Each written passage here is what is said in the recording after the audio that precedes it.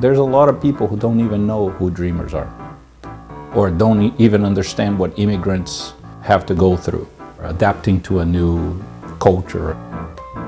It is a conversation with dreamers about their struggles and about growing up undocumented in America, expressed through video and music. I think the music in itself is very emotional, and it tries to draw people into the conversation. Each movement tells a different story of a different person, their struggles, and it's pretty intense.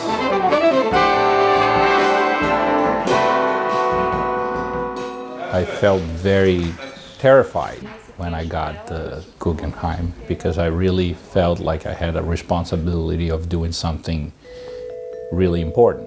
I am a lawyer by training, but I am currently the first dreamer to ever run for office in the state of New York. I got an education on the issues, and I feel like that is the way to go forward, is to educate other people.